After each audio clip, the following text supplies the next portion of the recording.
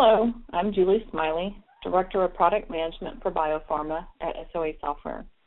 Today I'll be demonstrating our new tabular user interface. This new interface supplements the existing browser-based UI, and its primary goal is to allow users to view and edit library content in batches rather than working with only single assets at a time.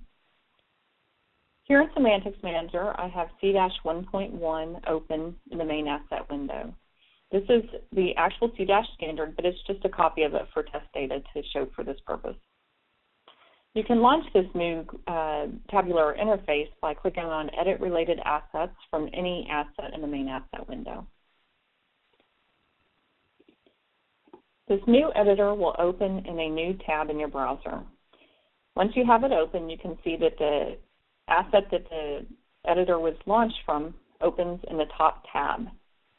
Each tab on the bottom represents a different type of relationship that's possible for that particular asset type based on its data entry template. We can see if we go back to the main asset window what relationships this particular asset has. Again, we're looking at the C- standard, and in it we have relationships to all of the domains that are in that particular standard. We can see that there are 18 different items through this contains set relationship. Now, if we go back to our new editor, again, we see all the potential relationship types. And so if we go to that contains sets, we'll see all those related domains. In this new UI, you can see that each related asset is a row within the editor. And in it, I can edit one or more of these domains by simply clicking on the checkbox next to each, or I can do it through a set of menus. In those menus, I can edit all, which will check all of them off, or an individual row if I go to that row. In this case, I'm just going to click on one of them.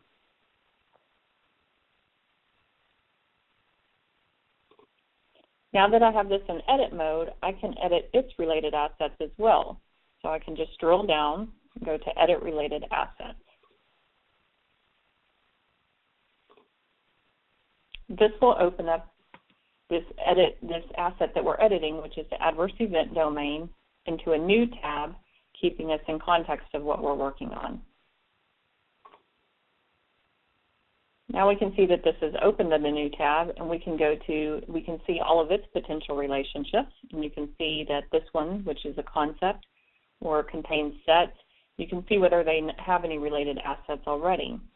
Now, in this case, we see that the common domain is already related to this adverse event domain, so it's being reused within it. We can see if it has any terminologies, which it does not yet. We can see if it has any rules. But in this case, I already know that the adverse event domain really includes a lot of elements, which are the variables. So here we have all of our variables come up in a list, and these are all the variables that are included in this adverse event domain. We can scroll down to see all the different rows, and then there's different things that we can do with each of those. So again, we can edit one or more of them by checking the checkboxes next to them, or we can edit them all at once if we want to do that. So in this case, I'm going to just right-click on any of them, and I'm going to do Edit All, and it will put all of them into an edit mode. And we can see here already that one of the assets is already locked. And in this case, we're going to leave it in a locked status, which is fine. It just means that it could be that it already went through governance and is approved and can't be edited, or that there may be something else with it, that maybe another user is working on it. So this new editor has spreadsheet-like features that make it easier and more familiar for users. And really, it allows users to kind of go down between rows, tab between them, make changes, tab through. It also allows us to update different values. We can create new records if we want to create new records. So we can create a new asset. If there are multiple asset types based on whatever asset we're in, and again, that's the asset in the top. If it can have multiple relationship or multiple types of related assets through the relationship type, then it would list those here so we get the appropriate template for entering the new record. We can also copy any assets based on the existing asset using this create like, or replace it with a new version. We can also remove any assets or delete any assets. And again, this is very spreadsheet-like in that you're able to add records, remove records. But in this case, just keep in mind that with removal, what that really means is that you're removing the relationship to that asset. Since the content in this library is all metadata and standards, then each individual row is an asset, which is a reusable object. So removing it just removes the relationship to it, whereas deleting it actually removes it from the library. Now, just like, or unlike spreadsheets, what this does is it keeps you in full MDR mode. So when you delete an asset, if you have governance around deletion, where it has to go through some workflow before it gets deleted, then doing that will automatically send it through that process. In the meantime, it will remove it from the relationship that you're on now.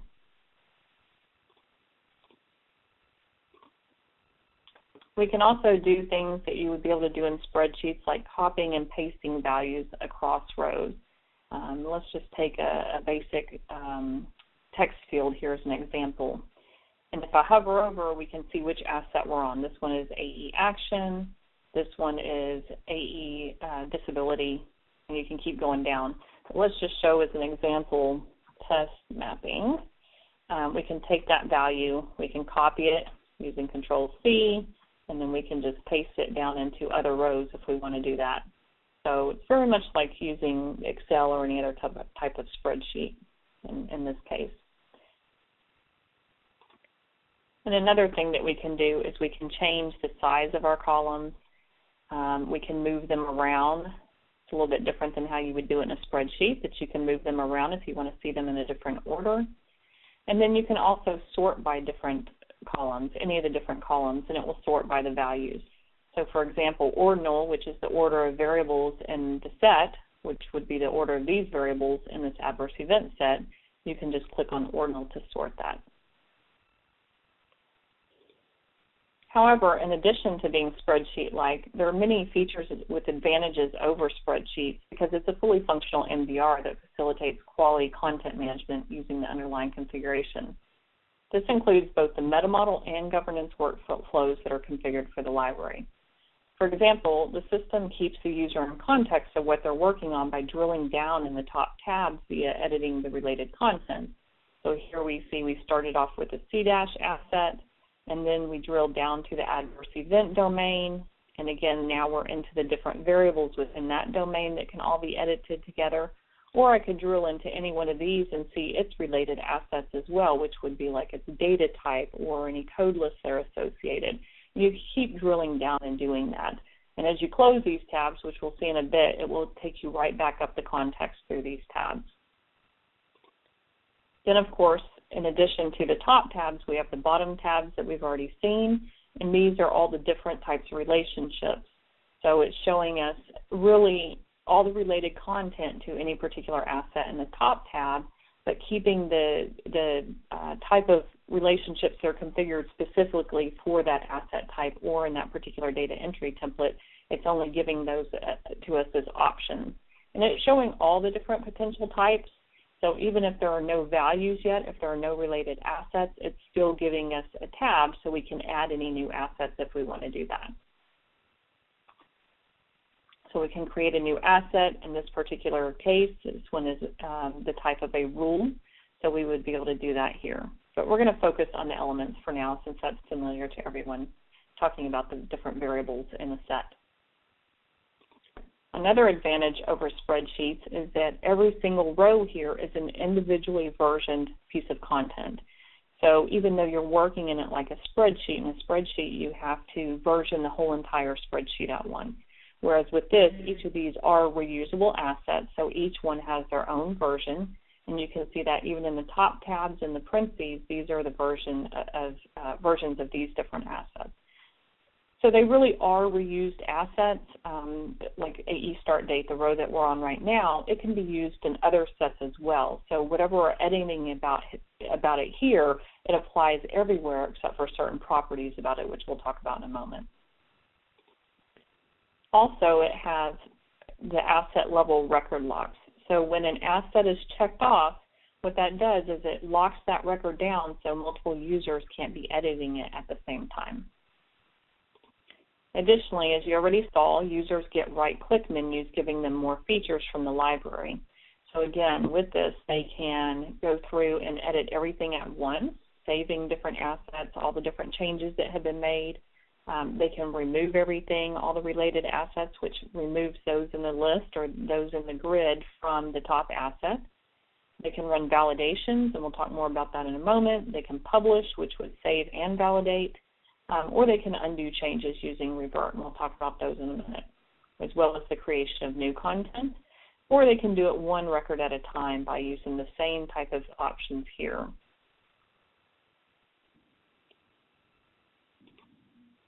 Another thing to note is that each column here represents a type of element in the underlying metamodel. In the metamodel configuration, properties are set on each element, which drives certain characteristics in the user interface. In the metamodel configuration, which is done for each library individually, and there's a baseline configuration, these different types of elements or components are defined through metamodel configuration, but you also have workflow configuration that you can add into this. So for example, we can see different types of field controls. So let's just look at one of these different fields. So this field, you'll notice, I can't click on it at all. And the reason is because that's already preset. So that's not an editable field. Whereas you have something like this one, it has a list of values, and it only allows one value. So there are cardinality constraints you can put on these things. And based on the different values that you add in here is what type of control you'll get. So it's really based on the configuration. So in that one, you could see that it only allowed one value. In this one, it will allow more than one value. So it won't uncheck another value if you check a different value. And so it will save both of those. So those really are cardinality constraints on the individual elements within the configuration, which is, again, around the meta model. What's configured as a meta model for each particular asset type. In these value lists, they can be open or closed lists, meaning that users can add additional values to them, or it can be a controlled set of values that are used in the different lists. You also have things like hover help, which come from the configuration, and we can see right now that, once we get out of view, we may not know which asset we're on, so we can hover over any particular row, and it will tell us that asset name and version. But then we can hover over the different column headers, which are elements in the configuration, and whatever description is in the configuration for that element will come up. Same with the relationships at the bottom. We can hover over and see descriptions of these different types of relationships. So all of this just helps the user to understand what they're working on, what's expected for entry, so you can be as descriptive as you want to be in your configuration to be able to make this easier for users to use. Now, each of these different meta model elements are of a different type. And in these different types, we have attributes, which are asset level properties that apply to all asset types in the meta model, such as the name and version, as you see here, a description and an overview. We also have classifiers, which are also asset level attributes, but they're configured, and then those configured elements can be used on one or more of the asset types. And then you also have artifacts. Let's kind of go over to our artifacts.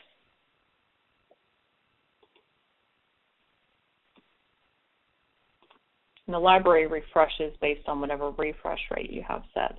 So if we want to jump straight over to any of these things, we can go to our classifiers or artifacts. So let me just jump to our first artifact. So it brings me right over to that documentation artifact. And I can collapse the classifiers in that case, and then jump me back over to my artifacts. And those artifacts get listed in a section. And again, artifacts are just a more complex asset level attribute, really for supporting the system being able to store files with any particular asset, or having references out to other systems or files, or to just hold long object type information. So it's just a different type of property or attribute. And then finally, we have our context properties, which is the next section. And these context properties are really attributes that sit on a relationship between two assets versus being on the asset itself. So the first few sections of element types we saw are all on the asset itself.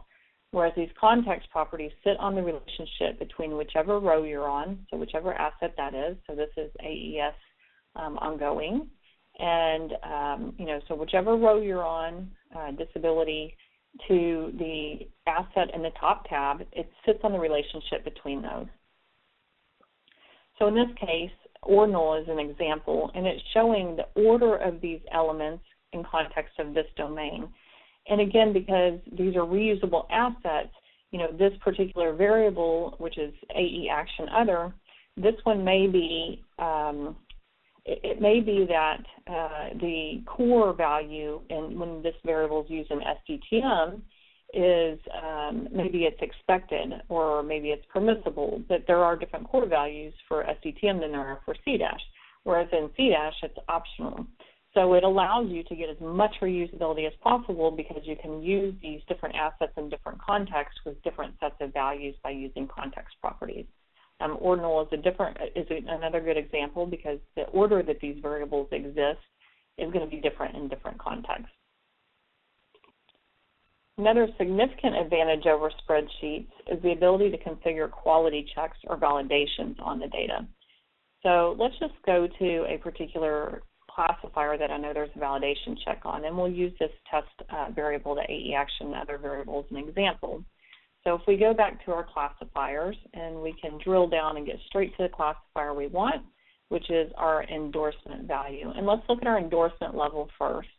Endorsement level sets the scope, and we can see that this one is a therapeutic area. So it means that this particular asset is AE action other. Its scope is that it's a therapeutic area standard.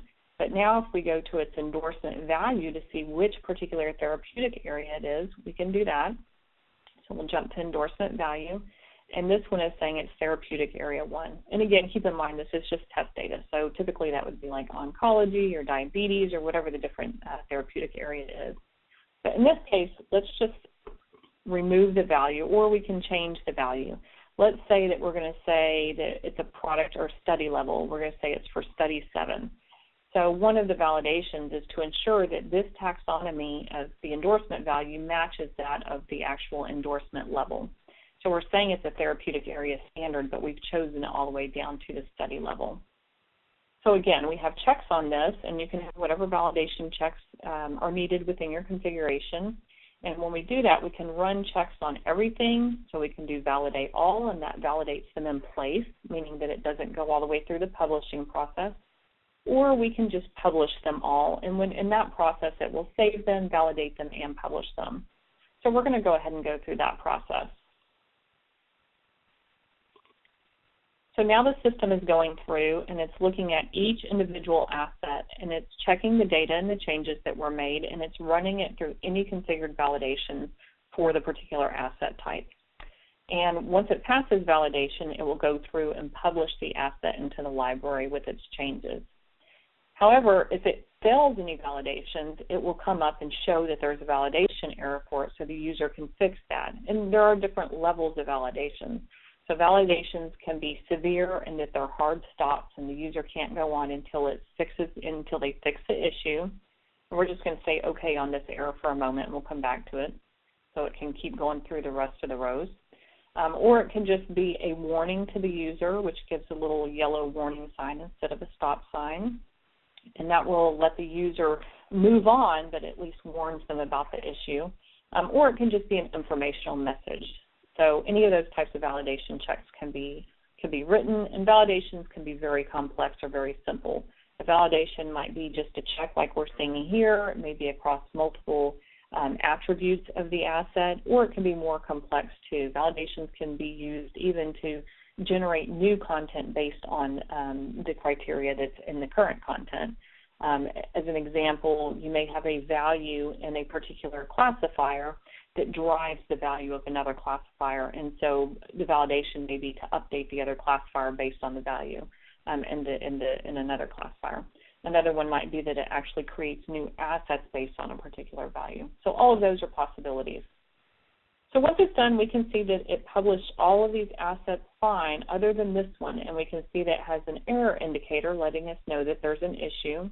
And again, if we've gone past our error like we did, we can always bring that up again by just running validation on it again, and it will bring up our error for that particular row. Or we could do it on all of them if we wanted to go through it and there were multiple errors. So this one tells us if the endorsement level is therapeutic area, then the endorsement value must be populated to the therapeutic area field. So it is that error that I talked about where it's talking about the taxonomy not matching that therapeutic area endorsement level. So it's basically just the continuity between those two classifiers. So maybe I want to go through and just make a change and fix that issue, or another thing that I could do is just revert the change. And again, I can do that on all if I have multiple issues, or I can do it on this particular. And really, reverting it, all it does is undo the changes. And those changes are based on what was previously in the library. So there is a previous version held in the library, and so reverting is an undo back to those changes. So we're going to go through with that process. And again, the system goes back out to the library, undoes the change, and refreshes the record. So now if we look at this particular record again, we see its therapeutic area. And again, we can jump over to our particular endorsement value, and we can see it's back to that previous value of TA1. So now we see that everything is unchecked. We have everything published. We can close out this tab, and it brings us back to our previous tab, which was our previous asset that we started from. And same thing there, we still see that the adverse event domain is checked off, so we can publish that. If we had multiple assets checked off here, same thing, we could publish them all at once. If there are any checks on that particular asset, those checks would also be run. We can see that it cleared, so there are no errors.